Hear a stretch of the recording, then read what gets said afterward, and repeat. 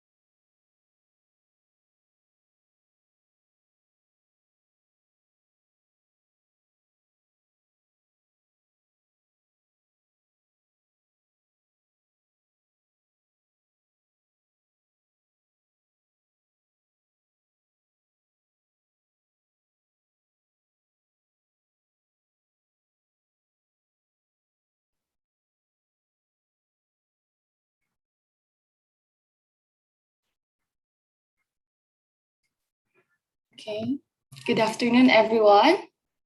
So welcome to the third special lecture. So before we start, I will just lay out our ano yung magiging format ng talk natin. So we will have two resource person from different fields. Then on each talk, so please mute or turn off your videos. Then if you have any questions, please reserve it for the Q&A portions. Then or if you do parang ayaw nyo makalimutan yung mga questions nyo, pwede nyo siyang i-chat agad sa akin. Or but may chat box naman. Then after talk, yung Q&A na nga, so we could cover some questions. Then if ever may mga hindi ma-cover na questions, pwede nyo pa rin isend sa akin. Tapos kami yung magsisend sa mga speakers natin. Then after the Q&A, we'll present our certification to our speakers. Then after that, we will have a photo ops. So same yung sa next talk, same pa din yung gagawin. So yun. So welcome to our third special lecture entitled Laws and Standards in the Math profession. So to start, yung first, I will introduce our first speaker. So yung first speaker natin is a safety officer and precision instrument technician 3 of the Department of Mining, Metallurgical and Materials Engineering. So he completed his safety officer training from the Department of Labor and Employment Occupational Safety and Health Center in 2019. Since then, he has been actively promoting occupational safety and health in the department. Right now, he is a secretary of the Department Safety Committee, which develop and implements policies and standards to ensure safety workplace condition in the department. So please help me welcome Mr. Amiel Abanico. So, hi, Amiel. And good afternoon. Share ko lang yung screen ko.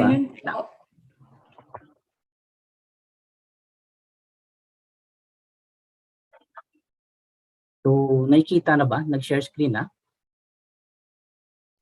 Yes po, Kuya. Okay. So, good afternoon sa ating lahat, no? Again, I'm Amiel, Eleazar, and Abanico, no? You can call me Kuya Amiel or Kuya Meng, no? So, our topic for this afternoon is about Oslo and some international standards related to occupational safety and health. Yan. We will be discussing some details about Oslo, so yung RA 11058, and short discussion on some of the international standards like OSHA's 18001, ILO OSH 2001, and ISO 45001. So these are some of the international standards that an employer might consider to be employed in their companies. So, itong oras na to, it's 3 o'clock, no? So ako nang nag-aaral ako ng college, pag mga gantong oras na medyo inaantok na ako, lalo na pagka theory yung pinag-uusapan, no? So ano lang, kapit lang kayo dyan. Okay?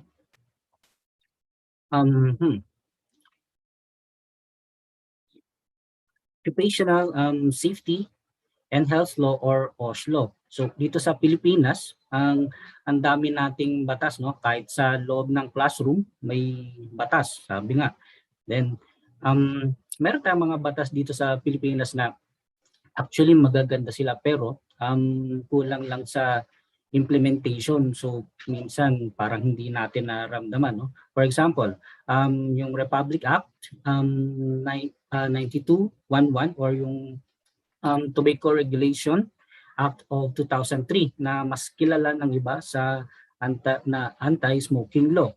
So marami pa din yung mga naninigarilyo sa public places na hindi naman dapat. So yun. This is also the same in the private companies. So isama na rin natin kaming mga nagtatrabaho sa gobyerno. No? There are policies on how about to prevent accidents in the workplace.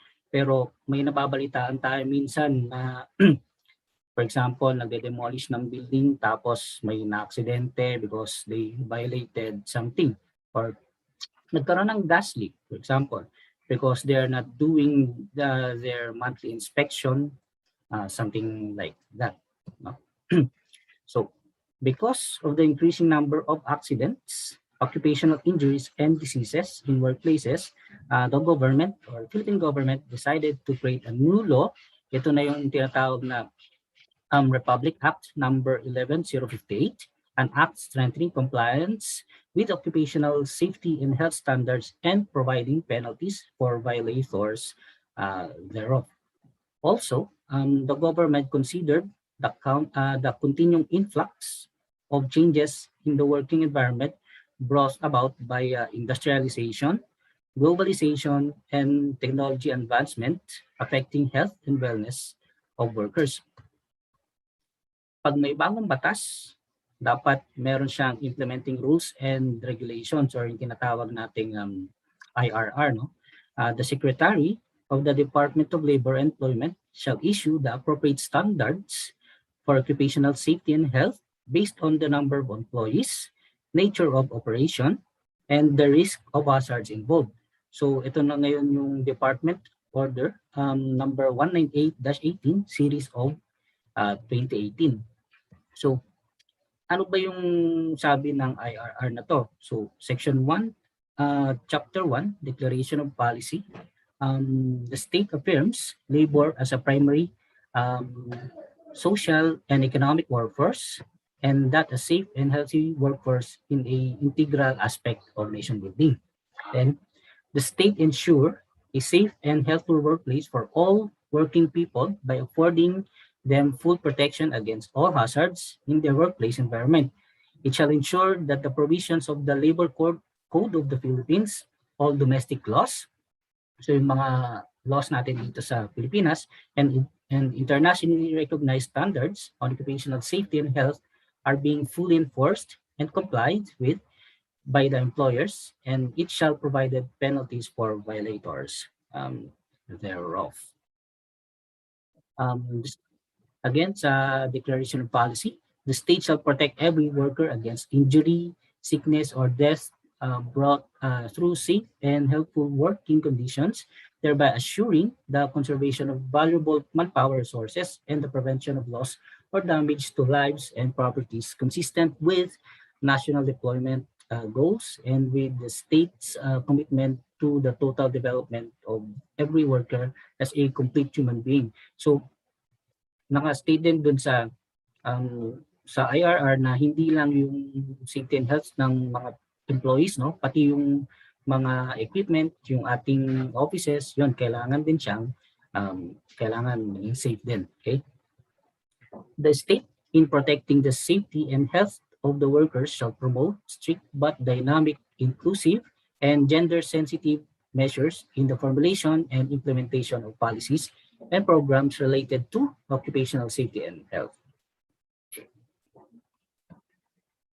Yung coverage ng IRR, so Section 2, Chapter 2, these rules shall apply to all establishments, projects, and sites, and all other places where work is being undertaken in all branches of economic activity, including establishments located inside special economic zones and other investment promotion agencies, utilities engaged in air, sea, land, and transportation, industries such as mining, fishing, construction, agriculture, and maritime. So, as a MATI students, pag kayo graduate, so pupunta kayo sa mga different companies. So, sila rin ay covered, yung mga companies na yun ay covered netong IRR na to, yung law.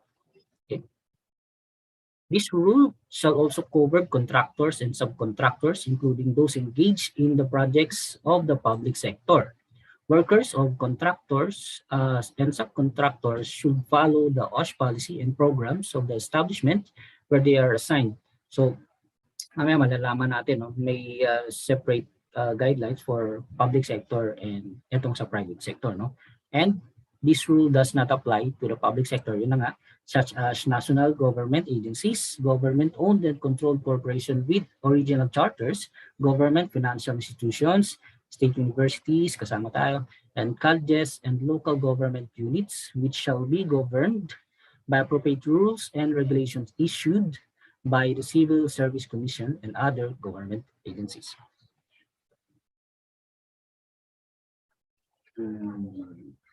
So, balik lang tayo, no? During ng aking OSH training last 2019, no, sabi ng lecturer namin, buti pa dun sa private sector nakapaglabasan ng guidelines. Pero sila rin, since yung Occupational Safety and Health Center, so sila yung nagkakandak ng training para sa safety and para sa occupational safety and health, wala pa rin silang guidelines na sinusunod, no?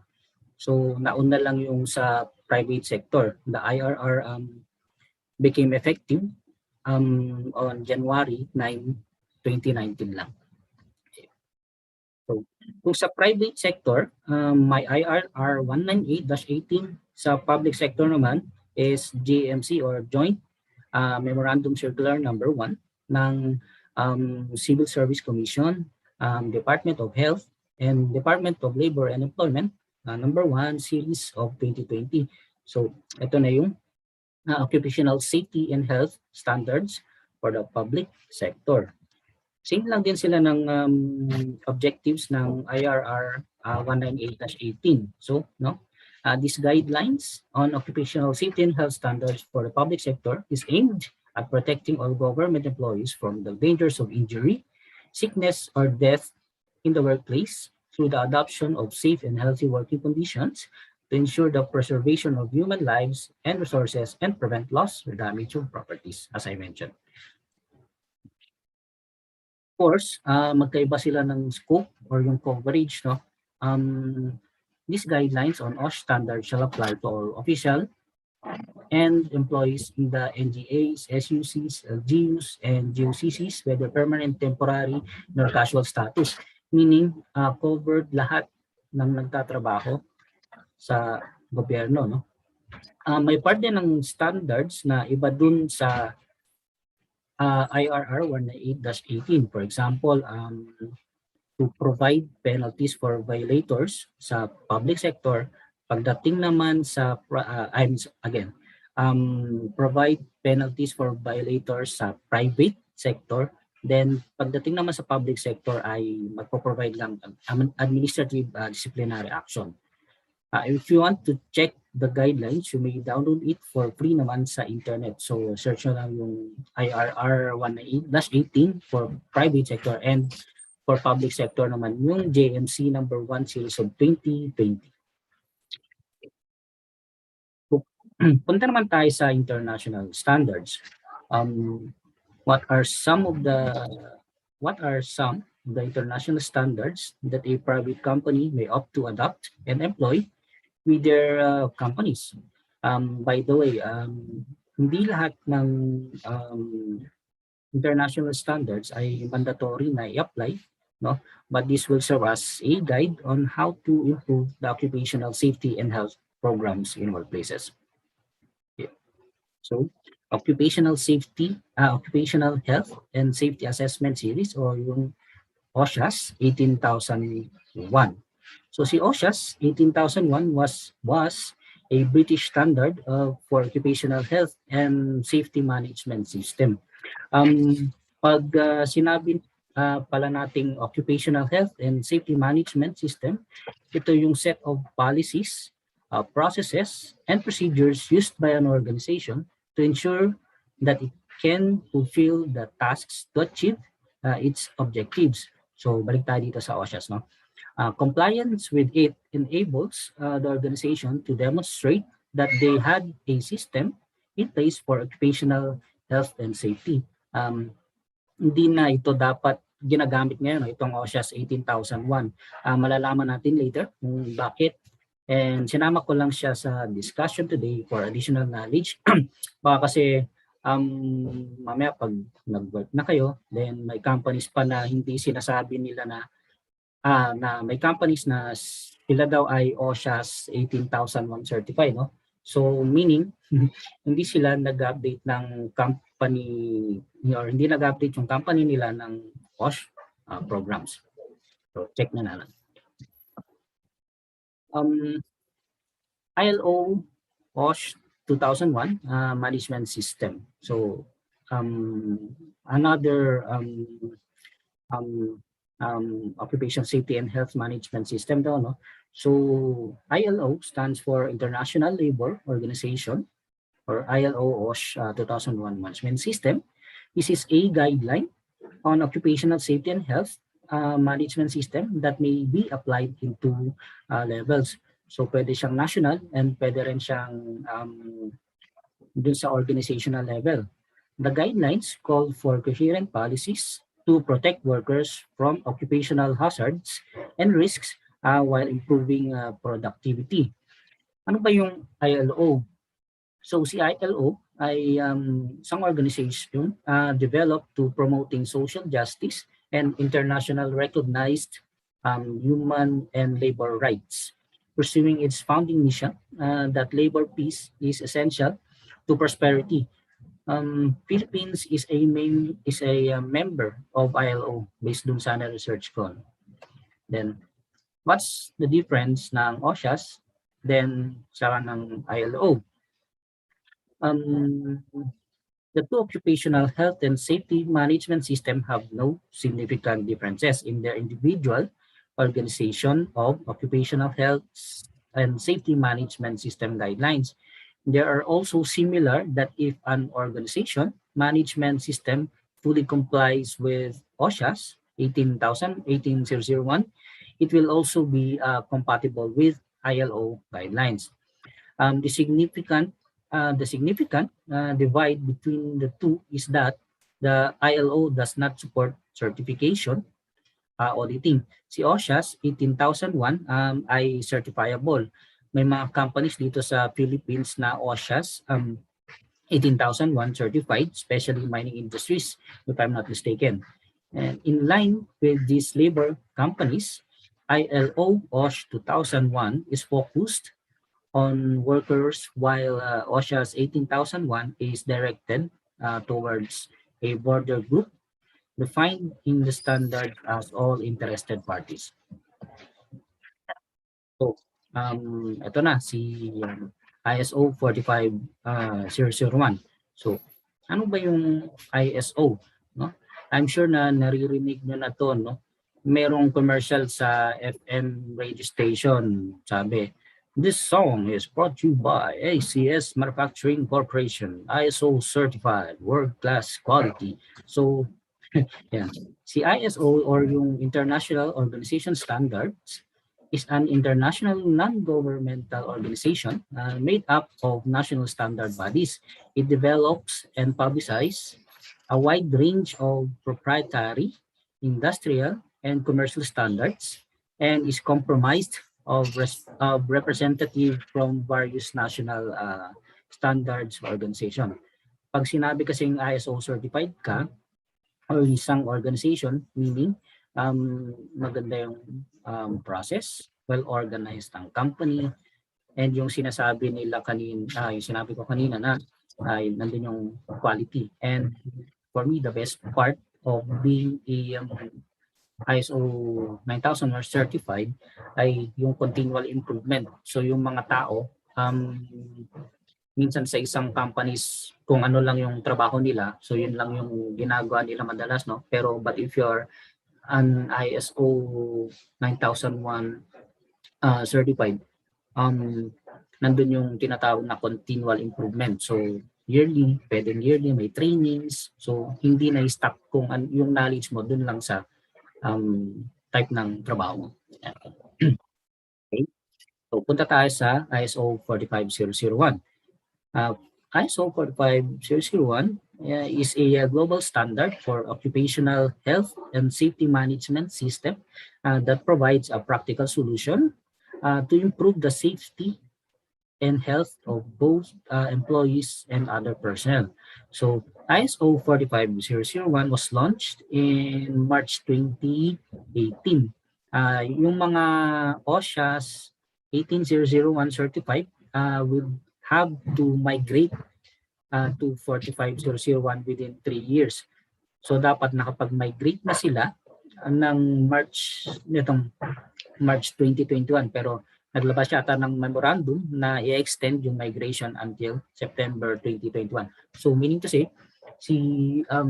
ni-replace ni ISO 45001 si OSHA's 18001 para mas maganda kasi minsan yun nga, may mga ibang standards or iba't iba yung standards na why not na pwede na lang maging standardized or pag-isay na lang. So that's why nabuo itong ISO 45001.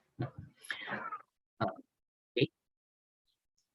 Ayun po, may questions po so far?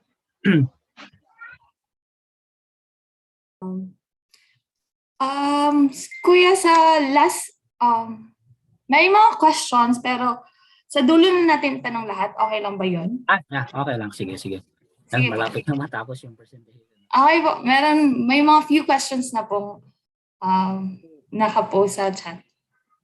Okay. So, ito, kwento lang, no? May kaibigan ako sa Singapore, magkausap kami last time. Then, ang Singapore ay, or karamihan ng companies yata sa Singapore ay OSHA's 18001 certified, no? So, mahigpit daw talaga yung pagka-British, yung standard na ginagamit. British kasi itong OSHA's 18001. No, parang sabi na sa akin, kung merong isang worker na nagtatrabaho, 10 safety officers yung nakapaligid sa kanya, no? Kasi once na nagkaroon ng aberya or ng accident and napatunayan or may nakitang violation upon investigation, ikukulong yung safety officer, safety manager, safety engineer, or at yung kung sino pa yung related dun sa safety program ng company. So that's it. So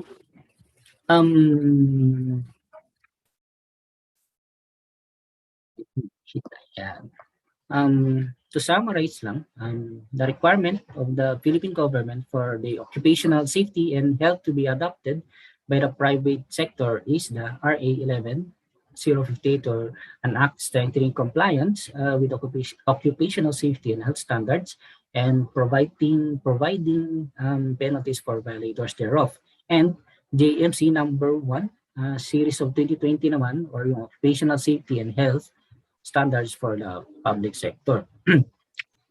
Then, hindi lang siya pang-MATI, no? It covers the private and public sector.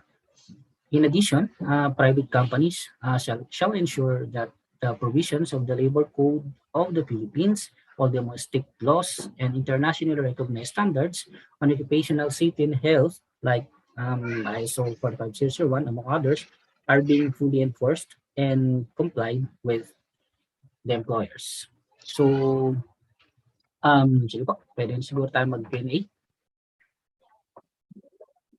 Thank you so much, Kuya, for that information. So, sana may matutunan kami lahat. So, yung mga questions sa chat box po ay ito. Yung first question, ano po ang advantage sa employee kapag may basic knowledge sa mga ganitong laws and regulations and standards? Thank you. Magandang tanong yun, no? So, once na magtatrabaho na kayo sa isang company and alam nyo tong mga rules and regulations or guidelines ng occupational safety and health, meron nga nakalagay doon na pwedeng tumanggi yung employee pag alam niyang sobrang delikado ng kanyang trabaho. Ganun. And alam mo yung rights mo as an employee na dapat protektado ka ng company kahit na anong mangyari sa'yo. So, gusto natin siyempre pag tayo ay magtatrabaho, hindi lang tayo sumasahod. But of course, uuwi tayo ng kompleto, uuwi tayo ng safe, na wala tayong sakit.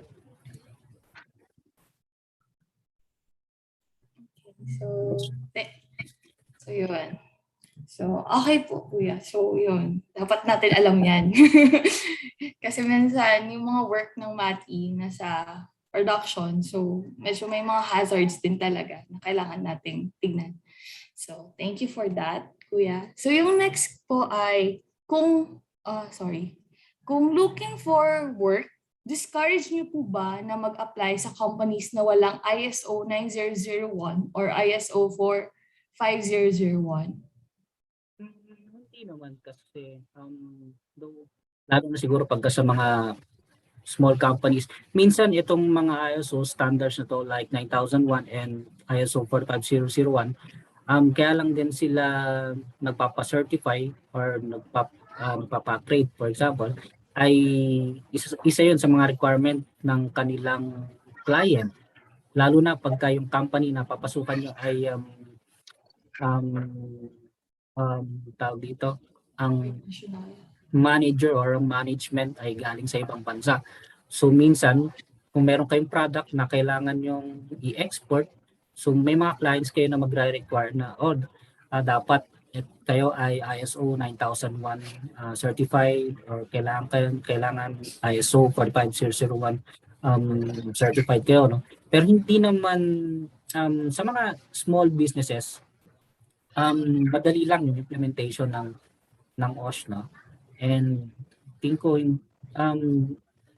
mas maganda pa rin na merong tayong magandang system yung company na papasukan nyo. Of course, protection na rin to sa company and protection na rin yun sa employee. Yan. Okay. Sige, may isa pang question, kuya. So yung question po ay, sino pong malalagot kung sakaling may incident sa loob ng department, may nadaganan or nasugatan while inside the department?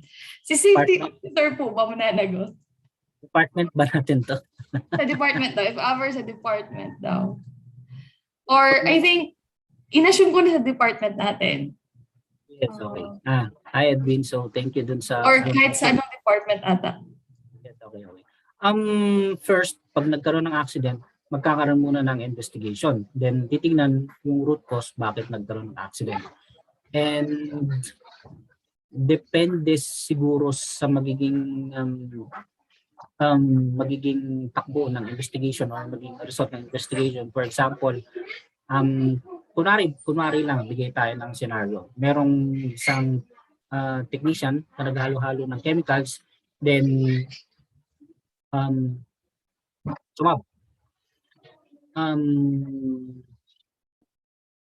so magkakaroon ng investigation kung bakit nangyari yung ganong incident. Then sa atin sa government naman, no, again, hindi tayo mape-penalize but dadaan tayo dun sa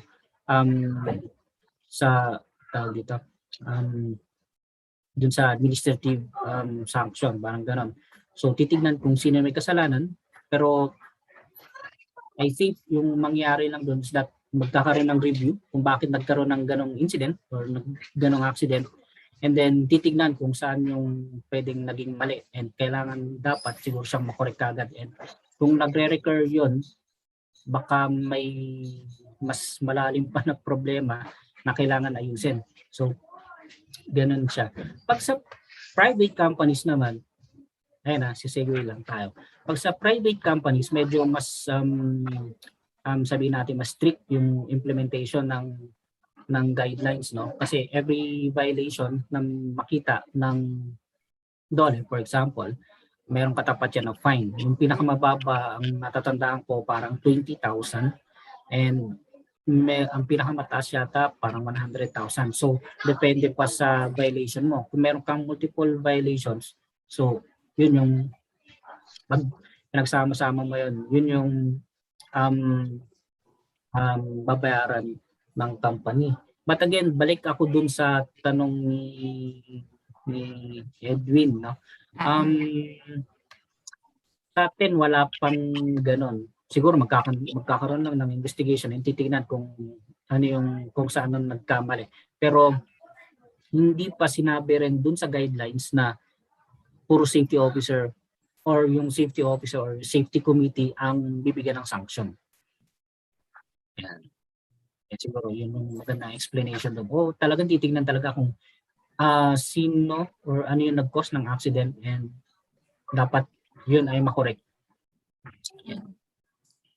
So kuya, yung parang mangyayari is parang merong investigation prior to parang sino yung mape-penalize if ever meron.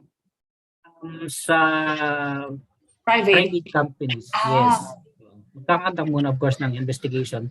And then yung investigation na yun ay ipapasa dun sa parang Safety and Health Committee ng company, and yung company na yun kukulit yung mga evidences, then report, then saka siya isasubmit sa DOLE. So dun na I think magkakaroon ng process kung paano yung magiging penalty or paano mape-penalize yung company. Pero sa Pilipinas, company ang alam ko yung yung pina-fine or yung pina-penalize, not the safety officer. Okay. So, yun. Sige po. So, may isa pang question, Kuya. So, yung question, what if malaman ko na hindi compliant ang company sa OSH law? So, saan ko pwedeng ilapit or may kaukulang parusa po ba sa company? Yes, meron siyang penalty, no? Ang nire-require ngayon ng government, lahat ng private companies ay kailangan magkaroon ng occupational safety and health program. So kung yung company na pupuntahan mo ay wala pang ganitong program, pwede kang pumunta sa DOLE. So si DOLE yung siya yung mga nagpapacilitate ng mga ganitong reklamo, and sila yung nagpa-process or sila yung magsasabi kung ano yung penalty na ibibigay dun sa company na yan, na hindi pa gumagawa na itong, or hindi pa sila nagko-comply dun sa OSH programs ng government. Okay po. So, yun. So this is for the private company kasi hindi na-penalize yung government. Yeah, yung government. Pagdating naman sa government siguro, actually na yung guidelines or yung standards for public sector, lumabas siya at nag-took effect siya last May 22, 2020. Then parang na-form pa lang yung occupational safety and health ng Diliman last August last year, I think. So, yun. Walang nape-penalize. Pero ngayon, I think naman siguro na, I believe na yung mga ibang government offices ay nagko-comply na dito sa sa standard na to. Standard. Okay. And then kung wala, siguro, then kung wala, baka maybe it's time na siguro ang reklamo na ito, diretso siguro sa civil service. Pero walang mechanism na sinabing ganun. Pero I think pwedeng ganun. Pwede siyang mangyari na ganun. Yeah. So thank you for that, Kuya. So yung next portion natin ay ibibigay ko po yung certificate. So Ma'am Mitch. Wait lang. So i-share lang ni Ma'am Mitch yung certificate. So, wait lang. Thank you. Sige po, Kuya. Wait lang, before that. Balik ako sa share ka pa. Quick lang to. Sige po. So, share ko lang, then basahin ko lang din to, no? You don't need to know the whole alphabet of safety. The ABC of it will save you if you follow it. So always be careful. ABC. So yan lang. That ends my presentation po. Yan lang. Thank you po. So okay. So yung next po, i-present ko po yung certificate ninyo for being a resource speaker. So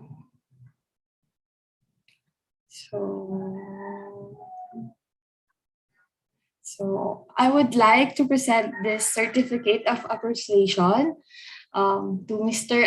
Amiel Eleazar Abanico with his talk, OSH Law and Applicable Standards, for sharing his knowledge and expertise as a resource person, in a special lecture of Math 15 Laws and Standards in Math Profession given on the 11th of August 2021 via Zoom platform at the University of the Philippines, Diliman, Quezon City. So thank you po Kuya Amiel for that Thank you talk. very much. Then sana bago graduate yung mga students natin, sana naman experience sila makapag-lab work, no? Sana Yeah. matapos na tong pandemic na to para at least kompleto yung experience nila sa college. Kasi parang for me, parang medyo kulang or hindi kompleto yung experience mo pag hindi ka nakapag-lesson physically sa department or makapag-lab work lang. So yun lang po. Then thank you very much for listening. Thank you. Thank you po. So before tayo mag-proceed sa next part, so mag-photo op muna tayo. So yung mga participants, pwede nyo yung i-on yung video ninyo. Then, Ma'am Mitch, ikaw ba ulit yung Yes. Okay. So, Sige. pwede bang pa-take ng photo?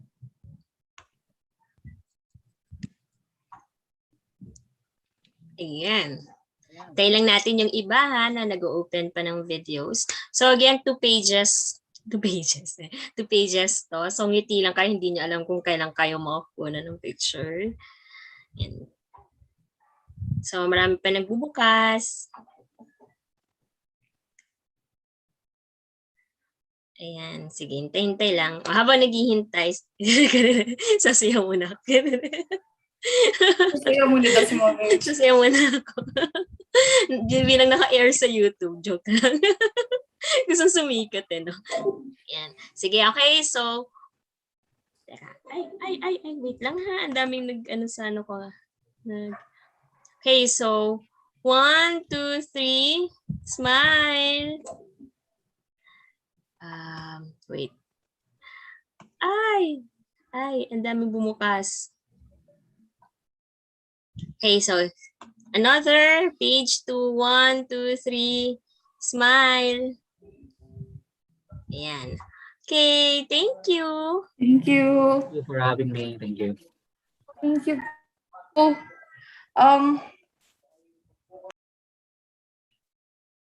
yung next talk ay magsi-start at around 4 p.m.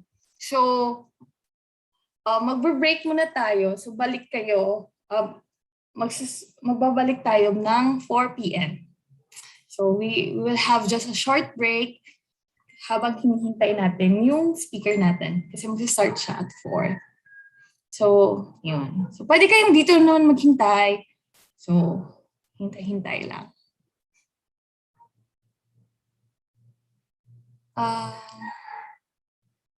Yan. Yan.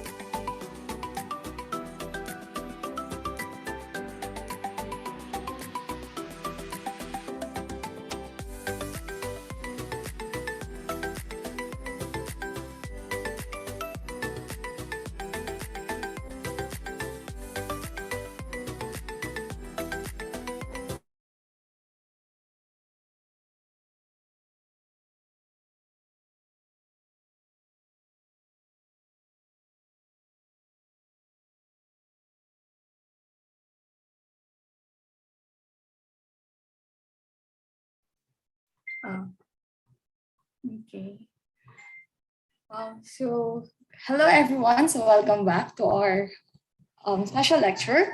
So now I will now present to you our next resource speaker. So she is a lawyer specializing in corporate sustainability at the Philippine Securities and Exchange Commission. She is also an environmental law professor at the University of Makati.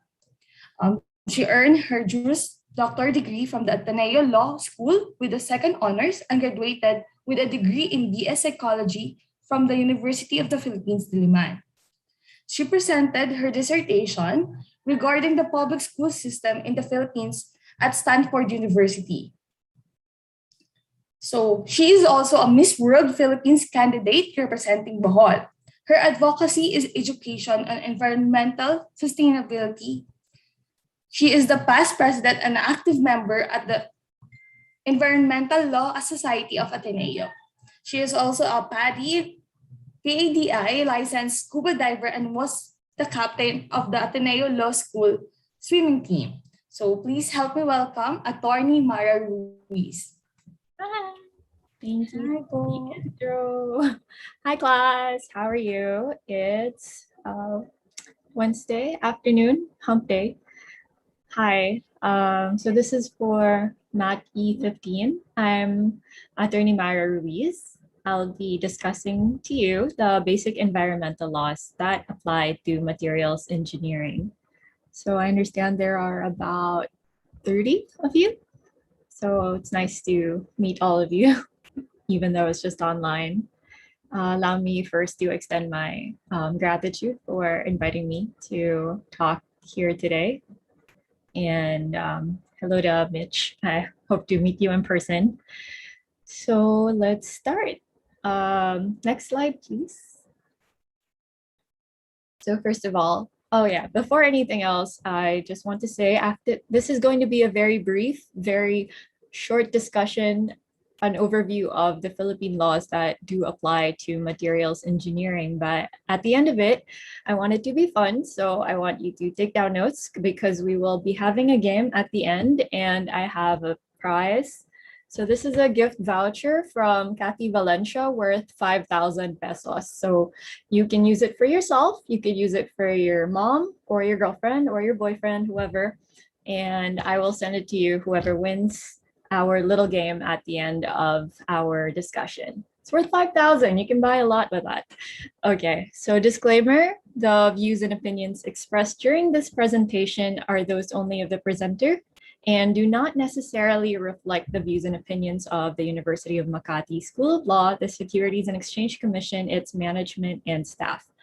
Also, I just want to clarify that the information here is based on legal provisions and not on any prior work or expertise on materials engineering.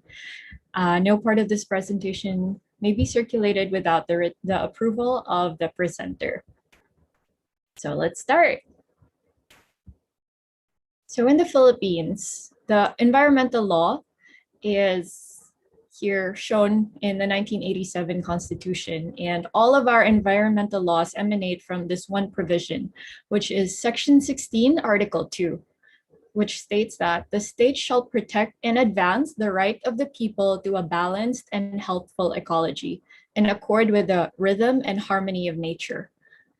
If in the future you want to pursue law, you will for sure encounter this case, Minors Oposa versus Factoran. It's the first case you'll learn in law school, where the Supreme Court declared that this right is paramount and immediately enforceable. So that's Oposa versus Factoran, and I included this photo because the man beside me is actually Atty. Oposa in the flesh. He's the most popular environmental lawyer in the entire Philippines. And I hope that you get to work with him if you do pursue any environmental programs or projects in the future. So next slide, please. Thank you, Neri. So for our discussion today, I want to follow a production cycle. Since I'm not entirely familiar with materials engineering, this is just from my cursory perspective, where we start with materials, and the acquisition and the processing and the laws that are involved in it. And then it's followed by disposal, or what we call end of pipe technologies. And then I want to discuss the international impact, because we're interdependent with the international community, and we can't just say that we're only classified under Philippine law. You know, the other protocols and other conventions do apply to us, even especially in environmental law. So that's going to be our discussion. So next slide, please. Here, let's start with materials. So in your line of work, alam ko naman na mas familiar kayo dito. What are materials? Materials are traditionally classified as metals, polymers, ceramics, and the fourth classification are composite materials, which is a combination of two or more of the basic engineering materials. I'm sure alam nyo na yun. Pero for the sake of our discussion, I classified materials as regulated by environmental laws. So for the sake of this discussion, we have wood, which and we'll focus on the Revised Forestry Code of the Philippines, or PD 705. For minerals, for both metal and non-metals, we have the Philippine Mining Act of 1995, or RA 7942. For plastic, we have Republic Act 9003, or the Ecological Solid Waste Management Act of 2001. Next. So why did I include this photo? It's a photo of Bohol in the highest peak, where it's in the middle of a forest. So I just included that. I'm not sure if you're familiar with Miss Universe Philippines runner-up Pauline Amelinx. That's her in the lower part. And that's me standing. Okay, so for wood, we have some developments involving the acquisition of wood in the Philippines. I believe kakailanganin nyo to in the future, because wood is a basic material for anything. So we have the Revised Forestry Code. This mandated for land classification and the protection, development, and rehabilitation of forest lands in the Philippines. And for recent developments in 2011, medyo mas naging stricto under President Benigno Aquino, Noynoy Aquino. He signed Executive Order number 23, which declared a moratorium on the cutting and harvesting of timber in natural and residual forests. However, this allowed logging and plantation forests. And he also implemented the National Greening Program. I'm not sure if you're familiar with it, but it made it a government priority for the government to rehabilitate forest lands and plant 1.5 billion trees in 1.5 million hectares of forest lands. And after that, in 2015, President Aquino again implemented an expanded national greening program. So this extended the greening program up to 2028 to cover the rest of the unproductive lands, forest lands.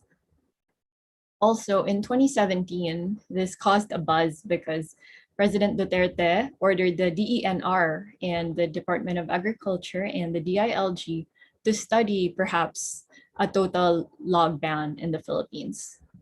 And the latest one is in 2018, where President Duterte ordered a halt to all the logging activities in the Zamboanga Peninsula. This was shortly after one of the biggest typhoons, and he was briefed about massive forest denudation there. So he implemented a complete logging halt in Zamboanga Peninsula. But what I want you most to remember here is that under EO 23, there was a moratorium on the cutting and harvesting of timber in natural and residual forests. So kung natural forest yan, bawal tayo maglog dyan. Saan pwede? Pwede kapag merong forest plantation or the forests planted by man for that purpose. Because we do have those. We have forest plantations in Agusan del Norte, Agusan del Sur, Surigao del Sur, Cotabato, Misamis Occidental, and this has become an accepted alternative to traditional agriculture, forest plantations. If it's a naturally occurring forest, bawal maglog doon. Okay, so that's it for wood. Let's try minerals. The Philippines, as you should know, is one of the top mineral-rich countries in the world for gold, nickel, copper, and chromite. It also has the largest copper gold deposit and is been estimated to have 840 billion worth of untapped mineral wealth. So that's a lot if you think about it. However, the problem is mining has always been closely associated with environmental destruction. This is just a matter of fact. It's not controversial. It's just a matter of fact. It's always associated with environmental destruction. Because of the nature of its activities, it causes floods, inundation, it causes displacement of indigenous communities and also cultural loss. In fact, from 1990 to 1999, in that short span of time, the mining industry has already generated 131 million metric tons of mine waste and mine tailings. So because of the extensive history of disasters caused by the mining industry, there are very strict and stringent standards to responsible mining. And so mining industries and companies are always demanded the strictest of standards. So they're supposed to invest in social development, management programs for the neighboring communities. They're supposed to have environmental protection and management programs and rehabilitation and mine decommissioning plans.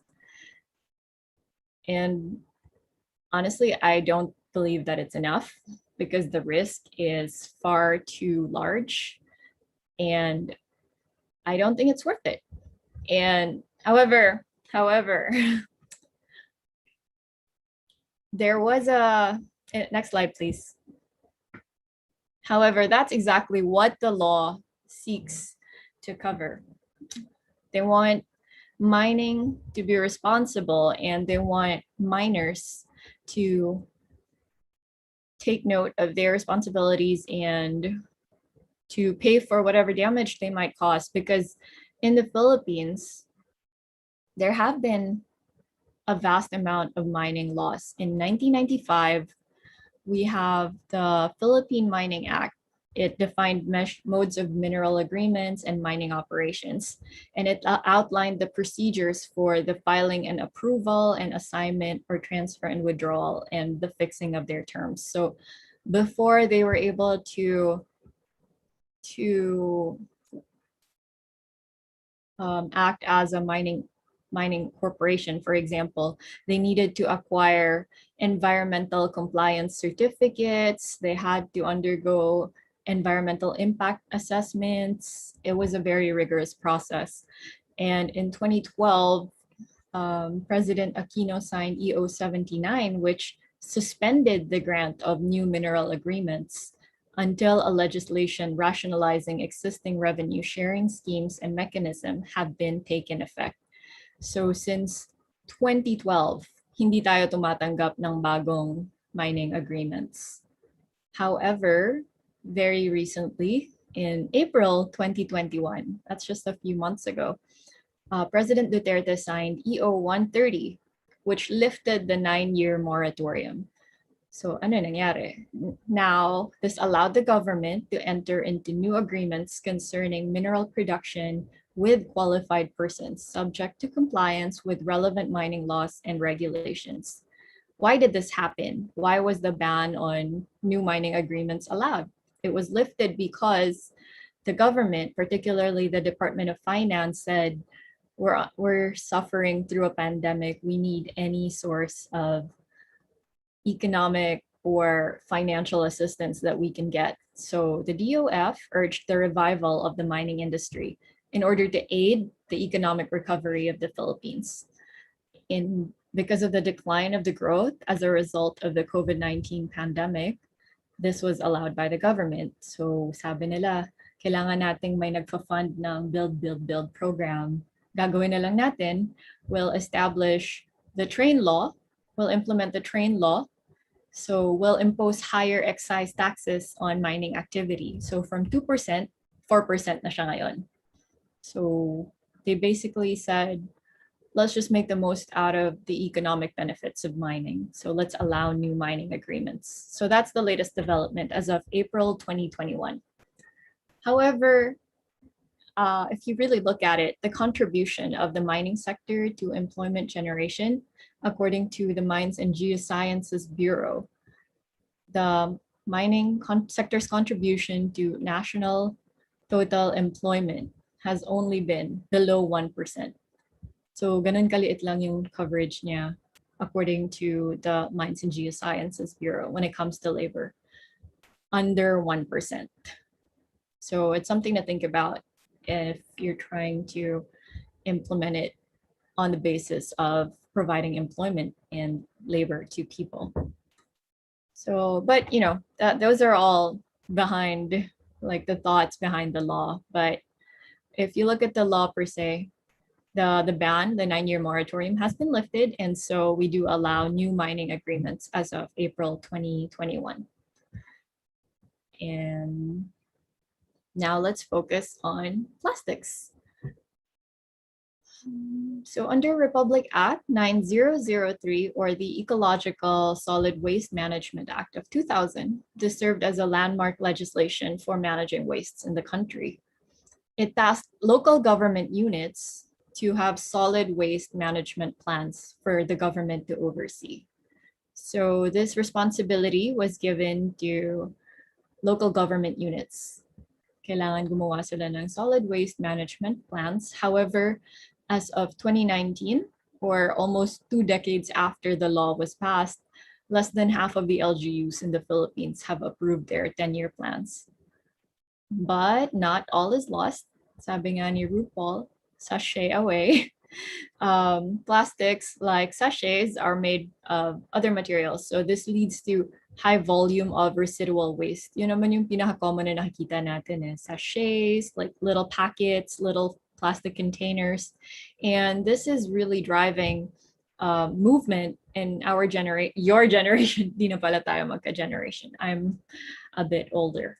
But in your generation, this really drove a movement to break free from plastic.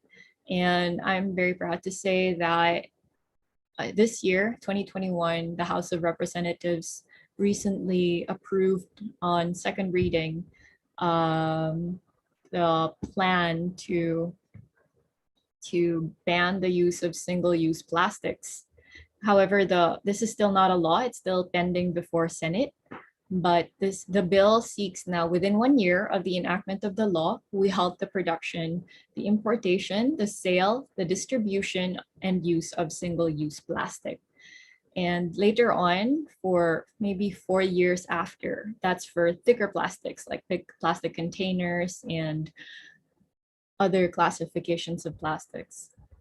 However, again, we'll see how it goes. But as of 2021, this House bill has already been approved in its second reading. Because plastic recycling is not enough, we have to turn off the tap of single-use plastics.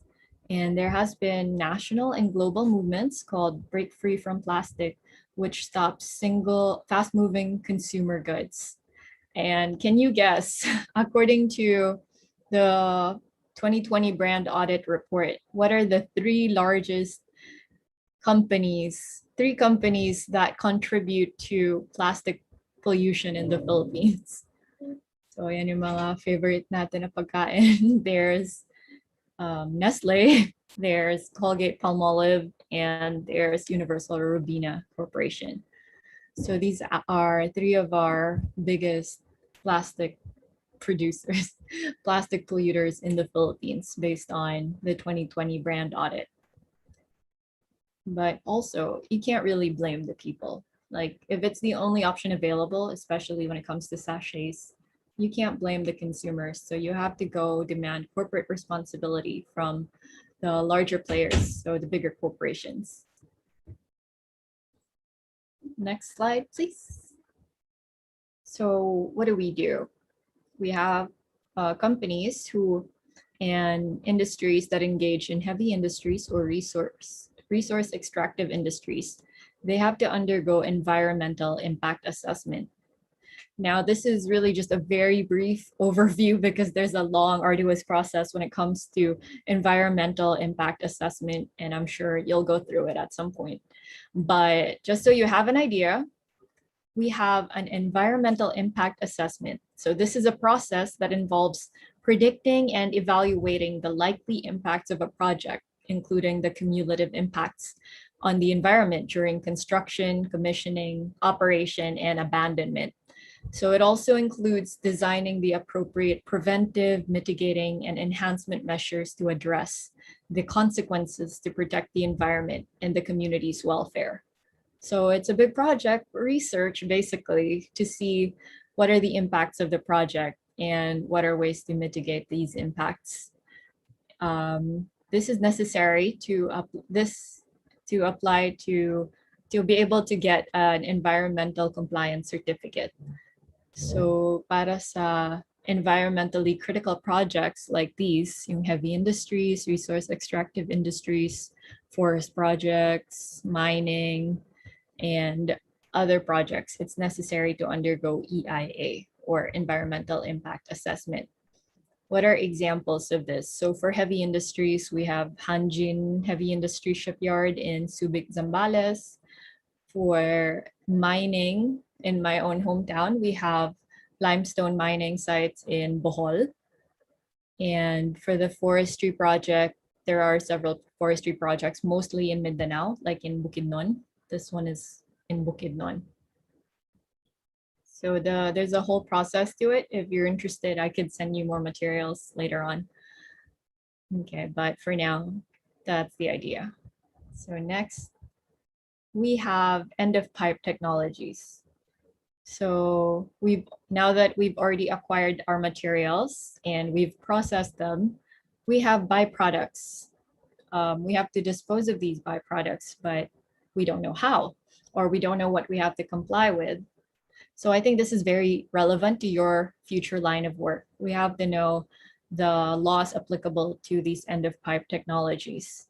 What are end of pipe technologies? These are technologies. These are methods used to remove the already formed contaminants from a stream of air, water, waste product, or similar products. These techniques are called end of pipe, as they are normally implemented as a last stage of a process before the stream is disposed of or delivered.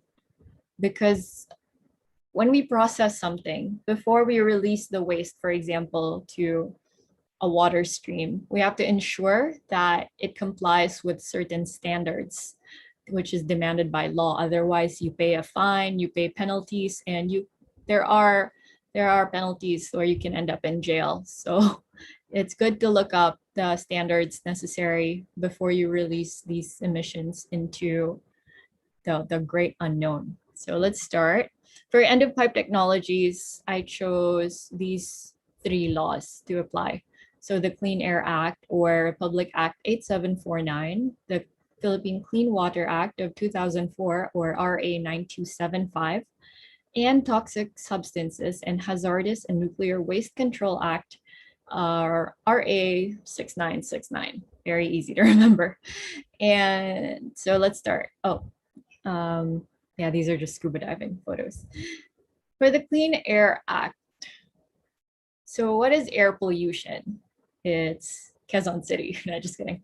Air pollution is any alteration of the physical, chemical, or biological properties of the atmospheric air, or any discharge thereto of any liquid, gaseous, or solid substances.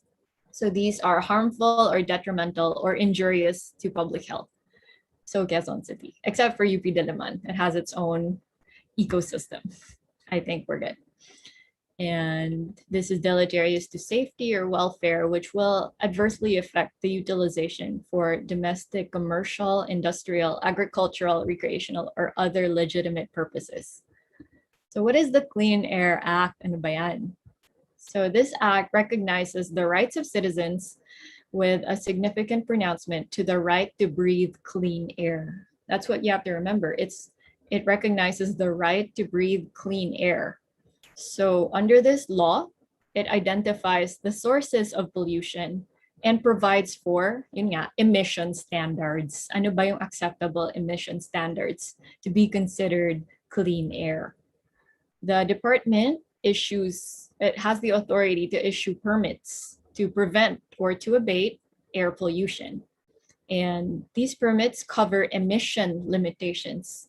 So kapag Clean Air Act, just think emission standards, emission limitations for the regulation of air pollutants and to help attain and maintain ambient air quality standards. So these permits serve also as management tools for the LGUs in the development of their action plans. Merong emission quotas, ito lang yung allowed. The department may allow each regional industrial center that is designated as special airshed to allocate emission quotas to pollution sources within its jurisdiction. So depending on the industry, they do have different emission quotas, and you have to consider this in your line of work. And when you employ industries or companies that emit polluted air, let's say factories or vehicles, motor vehicles, you really have to comply with the emission standards set under the Clean Air Act, because there are penalties and more liabilities that can be imposed on you for violations of the Clean Air Act.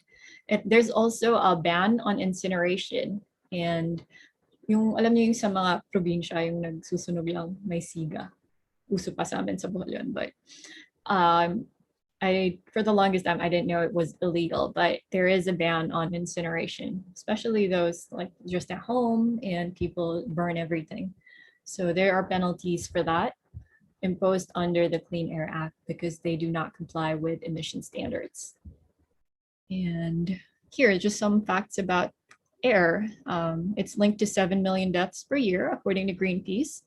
And the global cost of air pollution reached $8 billion per day, which is roughly 3.3% of the world's GDP. And according to WHO, 91% of the global population live in areas that exceed the WHO air quality standards.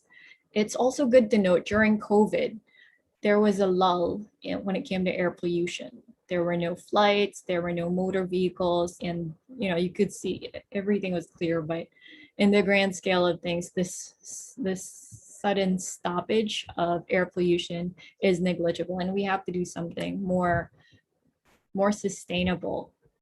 And it's not enough that we stopped a little bit during COVID pandemic. And that's what the laws are for, so that we're able to attain the emission limitations and we're able to acquire and enforce our right to breathe fresh air, clean air. So that's it for the Clean Air Act. Let's proceed to the Clean Water Code. I love this photo. This is from Bohol also. This is again Miss Universe Philippines runner-up Pauline and me. And so what do we need to know?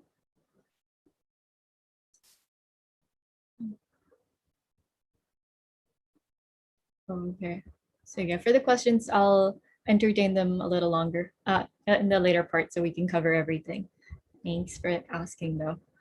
Okay, so for the Philippine Clean Water Code, we have RA 9275, which aims to protect the country's water bodies from pollution from land-based sources. So these are industries and commercial establishments, agriculture, and community or household activities.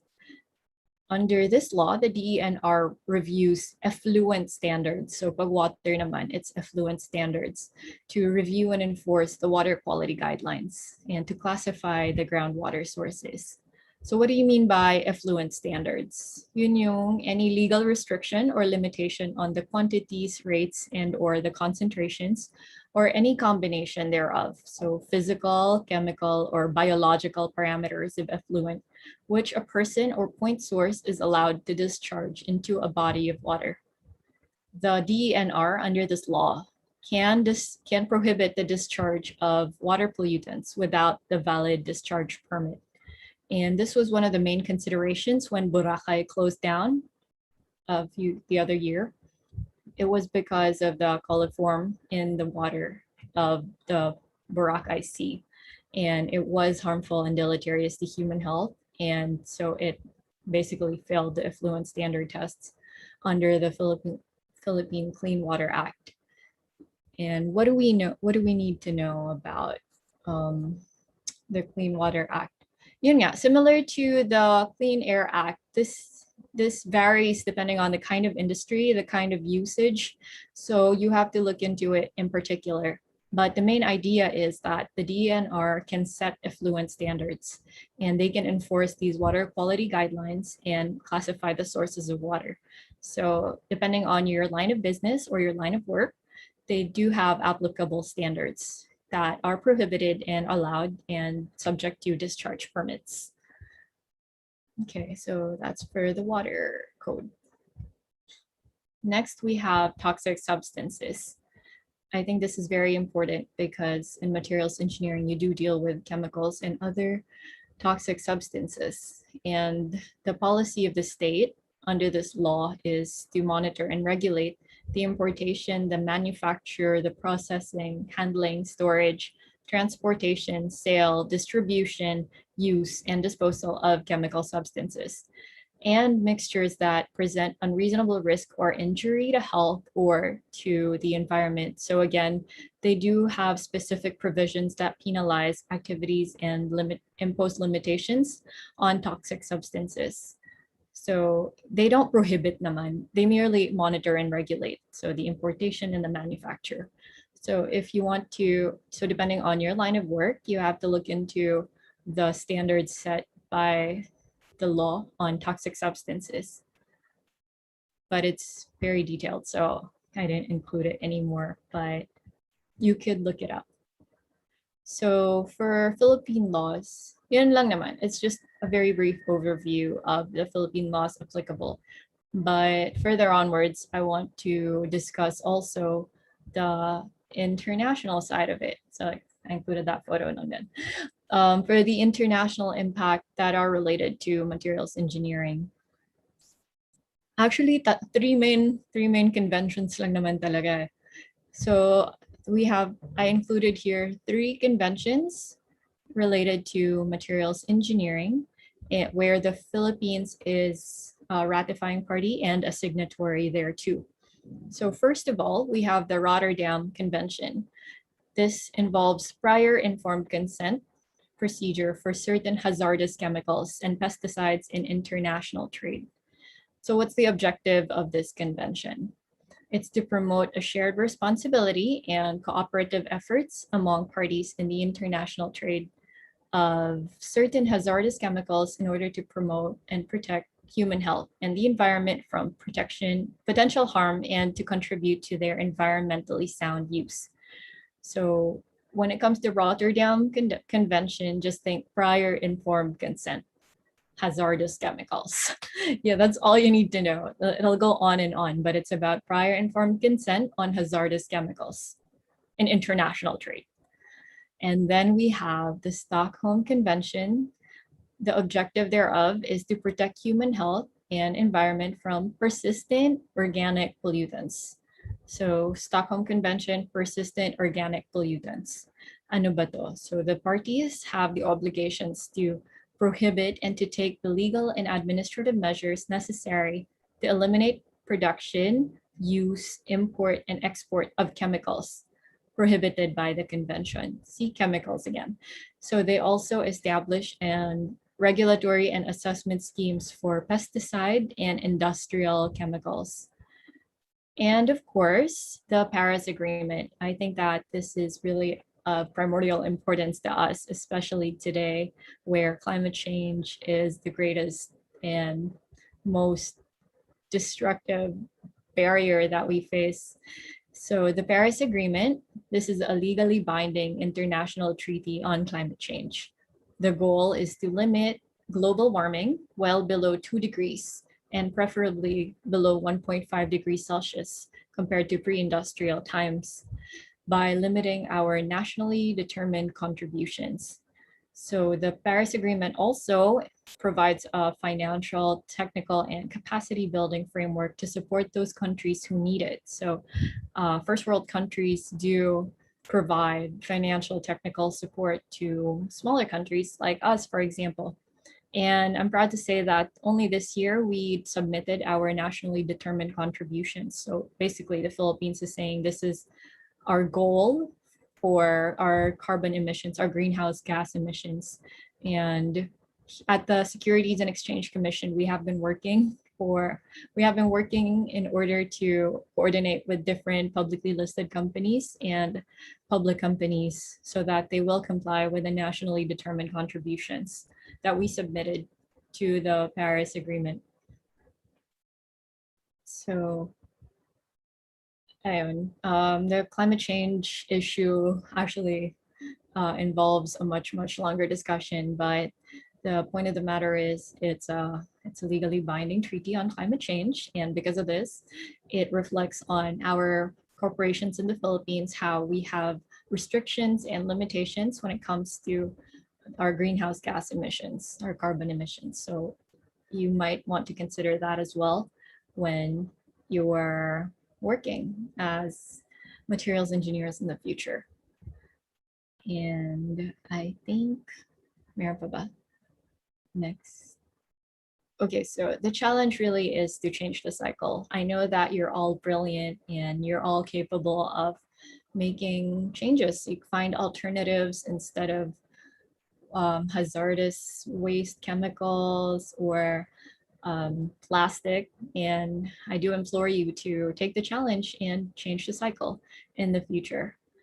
But first, we have to play a quick game. So I will post the link. I've never actually tried Kahoot, but I hope it works. Because if not, ira-raffle ko na lang yung 5,000 na GC. Wait, hang on. Let me send it. Okay, so to whoever wants to participate, just log on to Kahoot and type in this passcode. It's on the chat box. I hope it works. Sayang din to, paparaffle ko. Bibigay ko kay Miss Mooch. Please let me know if it works because I haven't tried it. I actually just made the Kahoot right before our session because I wanted it to be more interactive.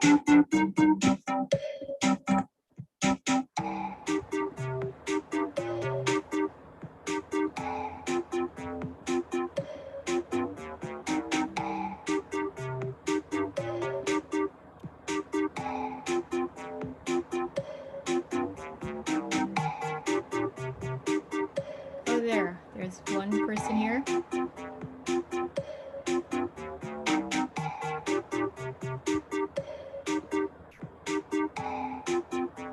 Will I share screen?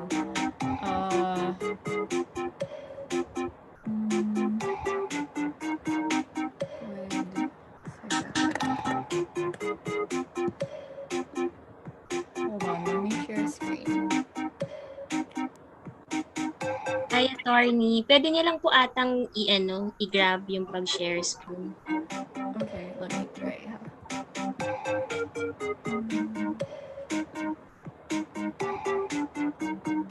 Okay.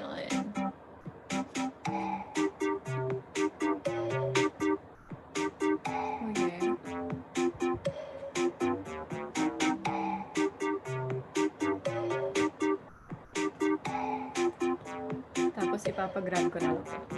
Kung kanino man. Kung pwede, nasa Metro Manila lang.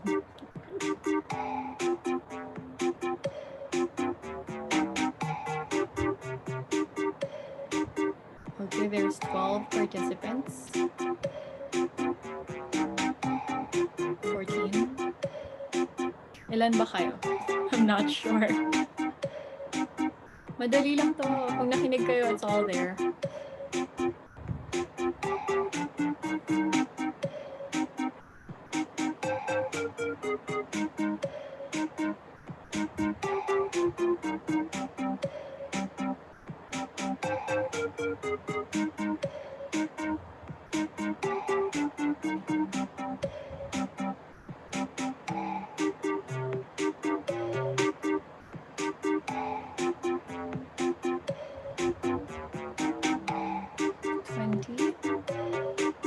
Ilan pa?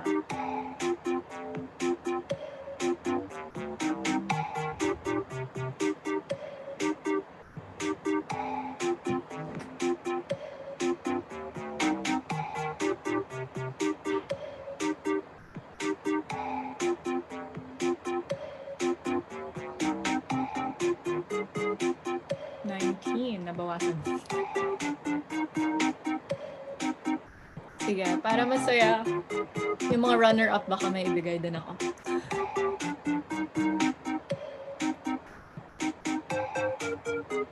Sponsored by Miss World Philippines.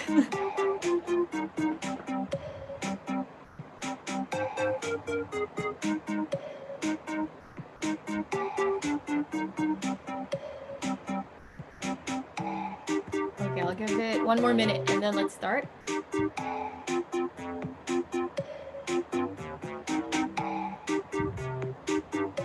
Sige, 1 more minute kung may hahabol pa.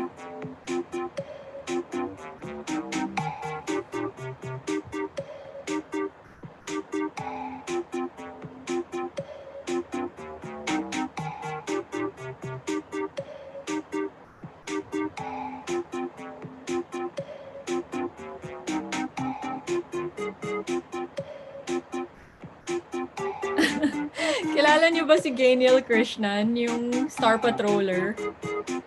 Nag-a-attend siya nung natin, nung event natin on YouTube. Sabi niya, I'm here, support. Send ko lang sa inyo mamaya.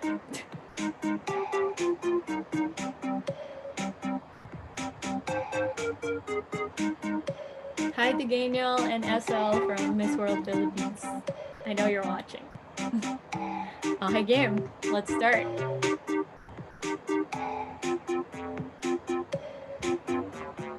Okay, so let's start.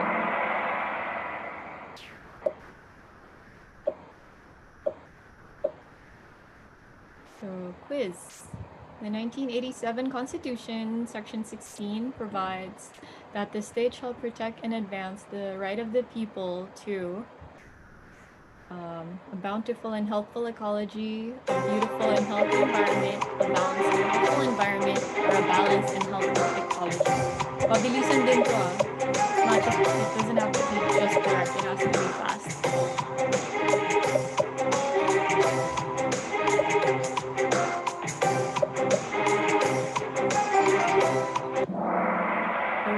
Okay, so it's the right of the people to a balanced and healthful ecology.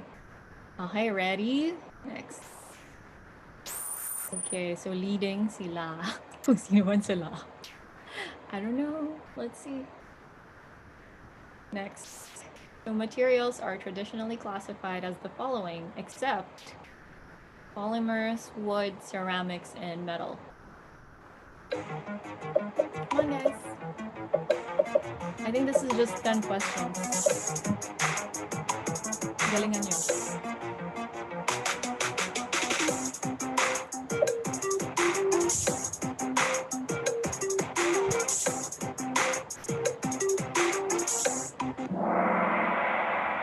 Okay, so except for wood, we just use that for the sake of our and by discussion today. Good job. Almost everyone got it right. Oy, magaling. Ano ba to? All right, next. True or false? EO23 allows logging in plantation forests or forests planted by man. Arte ng picture. So true or false? EO23 allows logging in plantation forests or forests planted by man. 10 more seconds. Ooh, it's true. It only prohibits logging in natural forests, pero pwede yung plantation forests like in Bukidnon and in other places in Mindanao.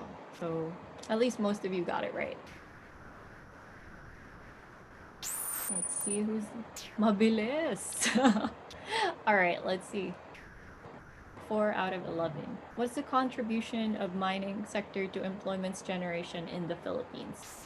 Is it less than 1%, 5%, 10%, or more than 15%? Ang bilis.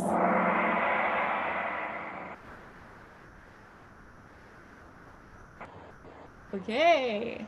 Oh no, may nagkamali. All right, next. Let's see who's leading. Wow, competitive. Habol, guys.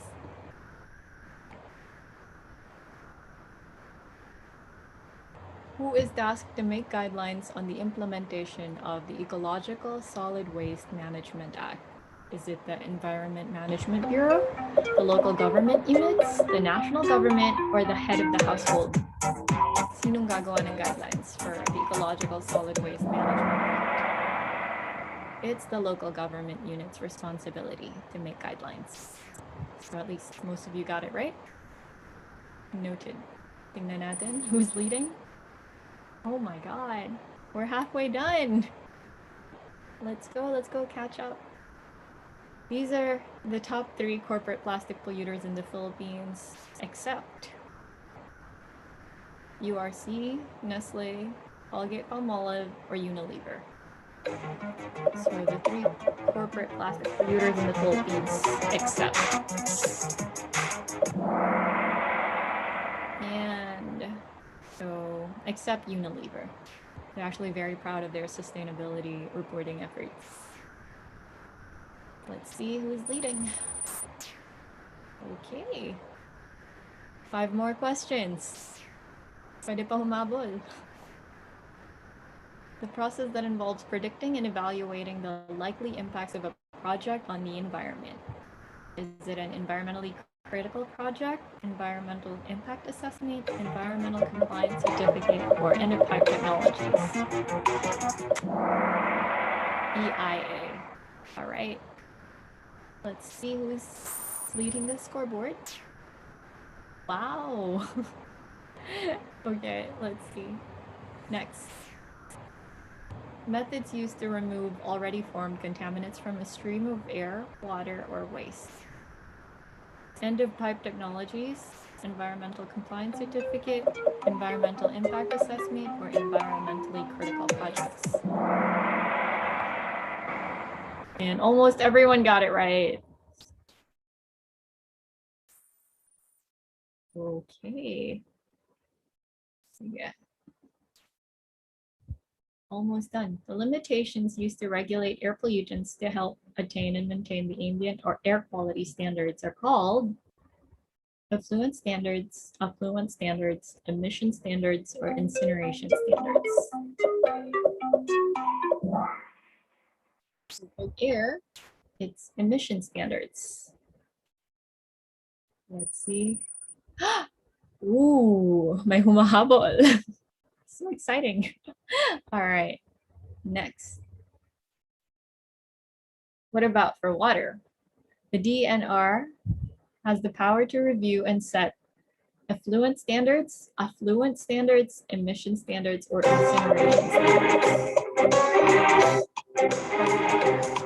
What do you use? So for water, you use effluent standards. For air, it's emission standards. Let's see who's leading. Ooh, okay. And one more question. Convention on Prior Informed Consent Procedure for certain hazardous chemicals and pesticides in international trade. Which one is the Convention on Prior Informed Consent Procedure for certain hazardous chemicals in international trade? It's the Rotterdam Convention. So,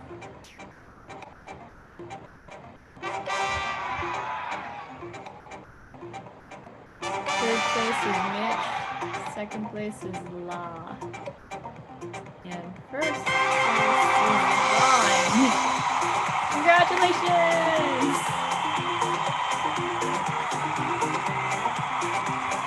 Okay, let's stop share.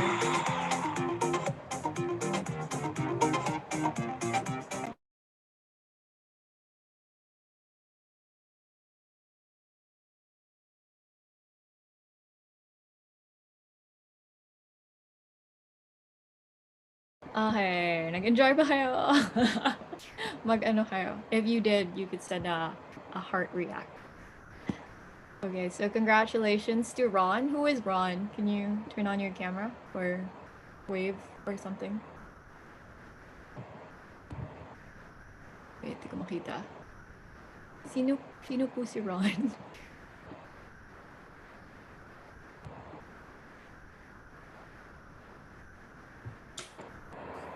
Mabagal po daw yung internet niya. So, nag-chat na lang siya. Okay. It's okay. Just message me later your where I'm going to send this. And then sino sila? La.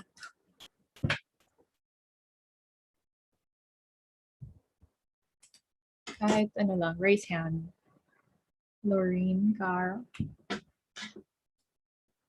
I just want to know, are you in Metro Manila or nasa province ba kayo? Si Lorene and si Ron. Ifugao. Pampanga, layo. Are you going to Manila anytime soon? Pwede ba doon ko na lang ibigay ito? Wala naman katibalaan siya. Wala naman the expiration date. If ever you're in Manila, can you let me know? Or we'll just stay in touch. Send to Mitch. Okay, I'll send to Mitch na lang. I'll send it to Mitch. Sabi ni Madam Mary. Okay, and if you do ever want to stay connected or yung mga questions na hindi ko na sagot kanina, you can email me at attorney.mara.ruiz@gmail.com and I'll try to respond as soon as possible, or on Instagram at mararu. And I hope that you were able to learn a little bit from this very brief discussion. We actually did overtime, but I hope that you were able to pick up some fundamentals on international and Philippine law. And dun sa mga mabagalang internet, bawi na lang next time. Congrats to Ron and to Lorene. I'll just send something to Mitch, so maybe you could pick it up. But don't worry, it doesn't expire, so okay lang. Kahit no hurry. Congratulations again. Yay!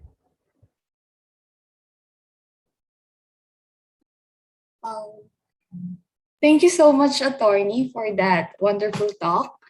So, we'll now proceed to presenting the certificate of appreciation.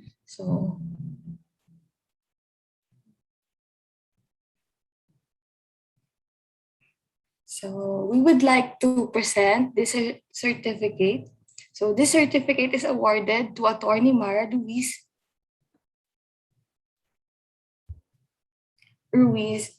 for being the resource person for this Math E15 talk. Sorry. No problem. Sige po.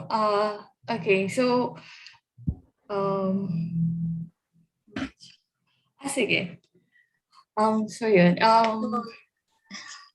Sorry, nag-crash yung laptop ko. Sige. Sige po. Yun po. Yung presentation, yung certificate of appreciation is being a resource person for this third special lecture of Math E15, laws and standards relating to Math E professions. So thank you so much for giving us your time, and we hope to see you next time. So thank you po. So yung next po ay yung mga participants, kindly turn on your your cameras para mag-photo op tayo with our speaker. So, Sir Jepoy, pwede bang? Sige.